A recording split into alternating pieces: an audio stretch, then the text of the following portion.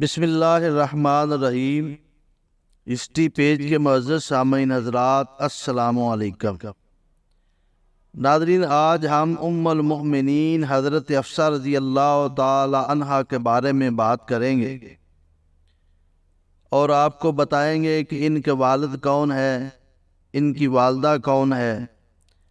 یہ حضور پاک صلی اللہ علیہ وسلم سے نکاح سے پہلے کس کے نکاح میں تھیں۔ تو اس سے پہلے ہماری ریکویسٹ ہے کہ آپ ہمارے چینل کو سبسکرائب کر لیں، ویڈیو کو لائک کر لیں تاکہ اس طرح کی مزید اچھی ویڈیو آپ کو ملتی رہے۔ اب چلتے ہیں اپنے ٹاپک کی طرف۔ ام المؤمنین حضرت حفصہ رضی اللہ تعالی عنہا کے والد ماجد امیر المؤمنین حضرت عمر ابن خطاب رضی اللہ تعالی عنہ ہے۔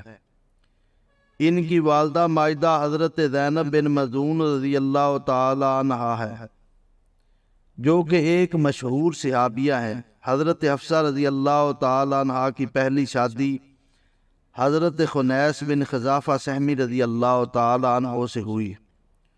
انہوں نے اپنے شوہر کے ساتھ مدینہ طیبہ کو ہجرت بھی کی تھی، لیکن ان کے شوہر جنگ بدر یا جنگ احد میں زخمی ہو کر وفات پا گئے اور یہ بیوہ ہو گئی۔ پھر رسول اللہ صلی اللہ علیہ وسلم نے 3 ہجری میں ان سے نکاح فرمایا اور یہ ام المؤمنین کی حیثیت سے کشانہ نبوی کی سکونت سے مشرف ہو گئی۔ یہ بہت ہی شاندار، بلند ہمت اور سخاوت شعار خاتون ہیں۔ حق گوئی، حاضر جوابی، فہم و فراست میں اپنے والد کا مزاج پایا۔ اکثر روزہ دار رہا کرتی تھی، تلاوت قرآن مجید اور دوسری قسم کی عبادتوں میں مصروف رہا کرتی تھی۔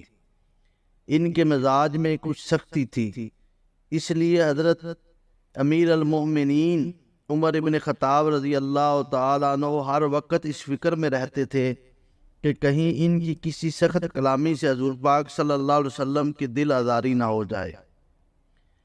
آپ رضی اللہ تعالیٰ عنہ بار بار ان سے فرمایا کرتے تھے کہ اے حفصہ، تم کو جس چیز کی ضرورت ہو مجھ سے طلب کر لیا کرو، خبردار کبھی حضور پاک صلی اللہ علیہ وسلم سے کسی چیز کا تقاضا نہ کرنا، نہ حضور پاک صلی اللہ علیہ وسلم کی کبھی ہرگز دل آزاری نہ کرنا، ورنہ یاد رکھو اگر حضور پاک صلی اللہ علیہ وسلم تم سے ناراض ہو گئے تو تم خدا کے غضب میں گرفتار ہو جاؤ گے۔